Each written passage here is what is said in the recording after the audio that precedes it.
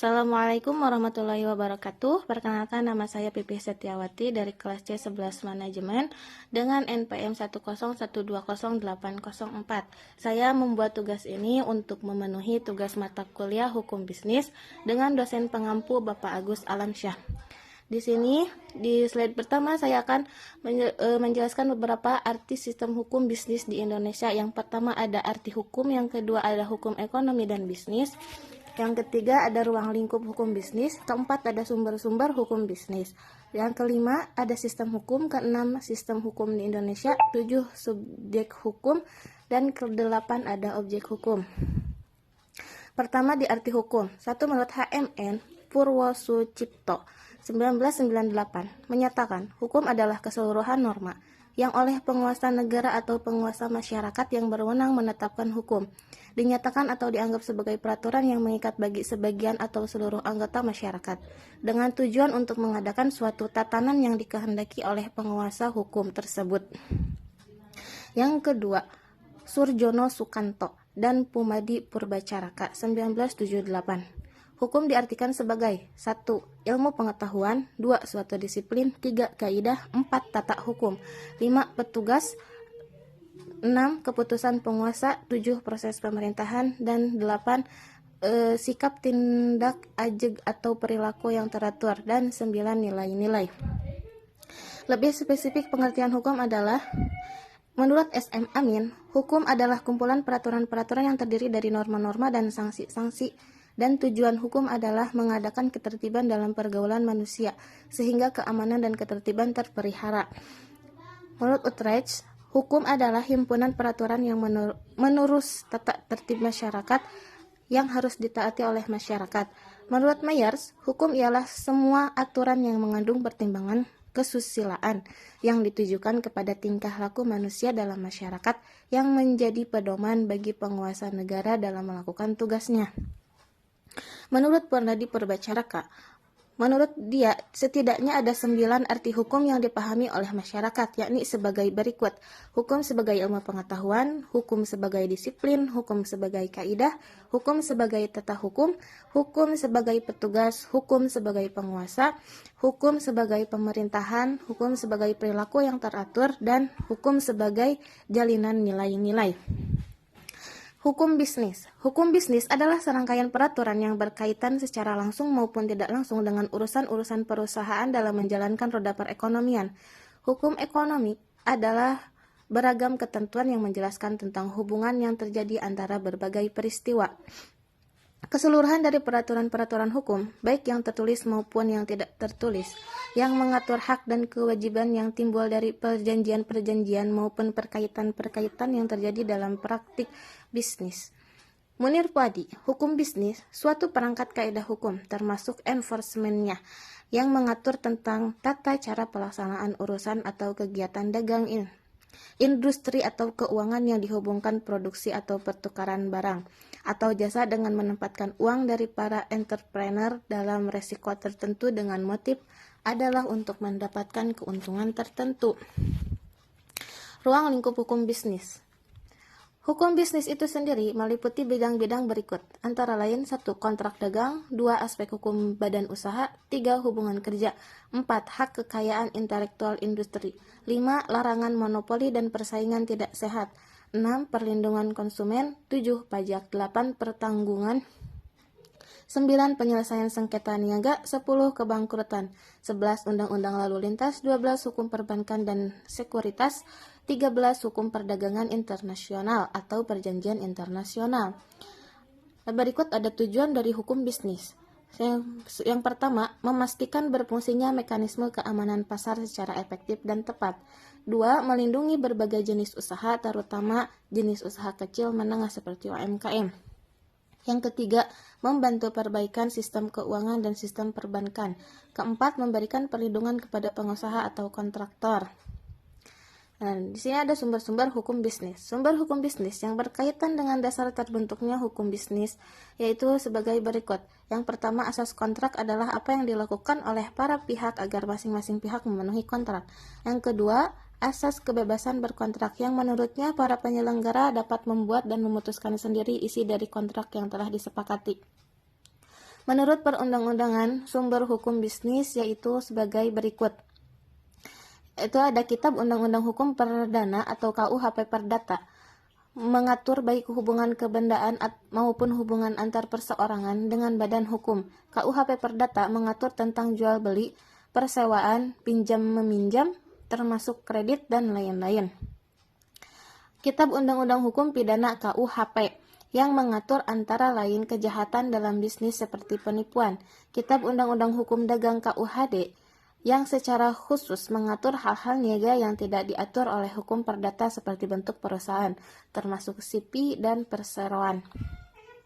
Ketentuan lain dari hukum perdata, pidana dan non-pidana seperti undang-undang perusahaan yang diatur oleh undang-undang perusahaan atau undang-undang yang terkait dengan penanaman modal yaitu undang-undang penanaman modal. Sistem hukum. Menurut Bellevride, pengertian sistem hukum ialah rangkaian kesatuan peraturan-peraturan hukum yang disusun secara tertib menurut asas-asasnya. Menurut Scholten mengatakan, pengertian sistem hukum adalah kesatuan di dalam sistem hukum, tidak ada peraturan hukum yang bertentangan dengan peraturan-peraturan hukum lain dari sistem itu. Menurut Subekti, merupakan suatu susunan atau tatanan yang teratur, suatu keseluruhan di mana terdiri dari bagian-bagian yang berkaitan satu sama lain, tersusun menurut suatu rencana atau pola, hasil dari suatu pemikiran tersebut untuk mencapai suatu tujuan. Dari pengertian para ahli di atas, disimpulkan, sistem hukum adalah suatu kumpulan unsur-unsur yang saling berinteraksi, yang merupakan suatu kesatuan dan bekerja sama ke arah tujuan tertentu. Sistem hukum di Indonesia. Sistem hukum di Indonesia menganut sistem hukum Eropa, kontinental atau civil law. Hal ini dapat dilihat dari sejarah dan politik, sumber hukum maupun sistem penegakan hukumnya. Sistem ini digunakan di negara-negara Eropa, seperti Belanda, Prancis, Italia, Jerman, negara-negara bekas koloni seperti Indonesia, sebagian Asia, dan Amerika Latin. Meneruskan sistem hukum ini. Pada sistem hukum Eropa, kontinental memiliki karakteristik sebagai berikut. Berasal dari kodifikasi hukum yang berlaku di Kekaisaran Romawi pada masa pemerintahan Kaisar Yustianus. Corpus Juris Civilis, kumpulan berbagai kaidah hukum yang ada sebelum masa Yutinianus, dijadikan prinsip dasar dalam perumusan dan kodifikasi hukum di negara-negara Eropa. Prinsip utamanya bahwa hukum itu memperoleh kekuatan mengikat, karena berupa peraturan yang berbentuk undang-undang yang tersusun secara sistematis dalam kodifikasi. Tujuan hukum adalah kepastian hukum, ada gium yang terkenal, tidak ada hukum selain undang-undang. Hakim tidak bebas dalam menciptakan hukum baru, karena hakim hanya menerapkan dan menafsirkan peraturan yang ada berdasarkan wewenang yang ada padanya. Putusan hakim tidak mengikat umum tetapi hanya mengikat para pihak yang berperkara saja. Sumber hukum utamanya adalah undang-undang yang dibentuk oleh badan legislatif. Pada mulanya, hukum hanya digolongkan menjadi dua, yaitu hukum publik atau hukum tata negara, hukum administrasi negara, hukum pidana, dan hukum privat, yaitu hukum perdata dan hukum dagang. Sebagai negara hukum, Indonesia menganut 3 sistem hukum sekaligus yang hidup dan berkembang di masyarakat, yakni sistem hukum sivilis, sistem hukum adat, dan sistem hukum Islam. Ketiga sistem hukum tersebut saling melengkapi, harmonis, dan romantis. Subjek hukum. Subjek hukum adalah segala sesuatu yang dapat memiliki hak dan kewajiban. Maksudnya adalah subjek hukum dapat melakukan hubungan hukum atau dapat bertindak melakukan kewenangan hukum berdasarkan ketentuan hukum yang ada. 1. Purbacaraka dan Sukanto menerangkan bahwa subjek hukum adalah pihak-pihak yang berhubungan dengan sistem hukum. Kedua, Utrecht mengartikan subjek hukum adalah suatu pendukung hak, yaitu manusia atau badan yang menurut hukum berkuasa menjadi pendukung hukum. Pendukung hak, Yang ketiga, Sudikno Mertokusumo menerangkan bahwa subjek hukum adalah segala sesuatu yang dapat memperoleh hak dan kewajiban dari hukum. Keempat, selanjutnya pendapat Subekti yang menyatakan bahwa subjek hukum adalah pembawa hak atau subjek dalam hukum. Subjek hukum adalah setiap makhluk yang memiliki, memperoleh, dan menggunakan hak-hak kewajiban dalam lalu lintas hukum. Subjek hukum terdiri dari 2 jenis, yaitu manusia dan badan hukum. Pertama, manusia biasa. Naturalistic person, manusia biasa. Manusia sebagai subjek hukum telah mempunyai hak dan mampu menjalankan haknya dan dijamin oleh hukum yang berlaku dalam hal itu menurut pasal 1 KUH Perdata menyatakan bahwa menikmati hak kewarganegaraan tidak tergantung pada hak kewarganegaraan. Setiap manusia pribadi sesuai dengan hukum dianggap cakap bertindak sebagai subjek hukum kecuali dalam undang-undang dinyatakan tidak cakap seperti halnya dalam hukum telah dibedakan dari segi perbuatan-perbuatan hukum adalah sebagai berikut. 1. Melakukan perbuatan hukum adalah orang dewasa untuk hukum, telah berusia 21 tahun dan berakal sehat. Yang kedua, tidak melakukan perbuatan hukum berdasarkan pasal 1330 KUH Perdata tentang orang yang tidak cakap untuk membuat perjanjian, yaitu 1. Orang-orang yang belum dewasa, belum mencapai usia 21 tahun.